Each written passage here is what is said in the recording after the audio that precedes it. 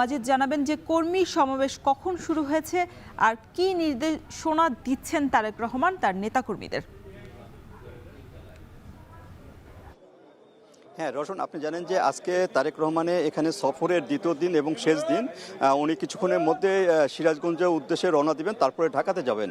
আর সকাল 11টা থেকে কর্মী সমাবেশ এখানে শুরু হয়েছে। বিশেষ করে তার যে আসন বগুড়া 6 আসন, সেই আসনটিতে তিনি দিক নির্দেশনা দিয়েছেন নেতাকর্মীদের। আর বগুড়া সদর যে আসন, সেই আসনের যে নেতাকর্মীরা ছিলেন, যারা নির্বাচনের কাজে দায়িত্বে ছিলেন, তাদেরকে নিয়েই কিন্তু আজকে এই কর্মী যে সমাবেশ, সেই সমাবেশে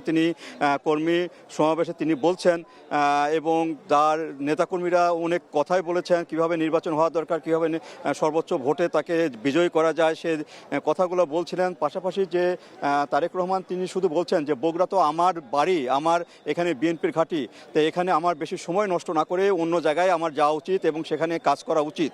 আর এখানে তো আপনারা আছেন, আপনারা এখানে করবেন এবং সর্বোচ্চ ভোটে এখানে নির্বাচিত করবেন, এটা আমার বিশ্বাস। এবং এটা আমি মনে করি যে সর্বোচ্চ ভোটেই এখানে তারেক রহমানকে নির্বাচিত করবেন।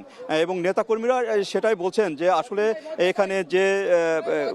এখানে যে নেতাকর্মীরা তারা কিন্তু এখানে আশ্বাস দিয়েছেন যে বাংলাদেশের মধ্যে সর্বোচ্চ যে ভোট, সেই ভোটটাই কিন্তু এখানে তাকে দিতে চান তারেক রহমানকে। এবং সামনের দিনে যেন তিনি প্রধানমন্ত্রী হিসাবে যেন দেশের কাজকর্ম করতে চান, সেই বিষয়টি এখানে বলছেন। এবং তারেক রহমান সবার সঙ্গে কুশল বিনিময় করেছেন, বিশেষ করে যারা নির্বাচনী দায়িত্বে রয়েছেন বগুড়া সদর আসনে, সবার সাথে কুশল বিনিময় করেছেন এবং সবাইকে দিক নির্দেশনা দিয়েছেন যাতে করে এখানে নির্বিঘ্নে এবং সুষ্ঠুভাবে যেন ভোট শেষ হয় এবং সামনের দিনে সর্বোচ্চ ভোট যেন যিনি পান, সে বিষয়টাই বলেছেন।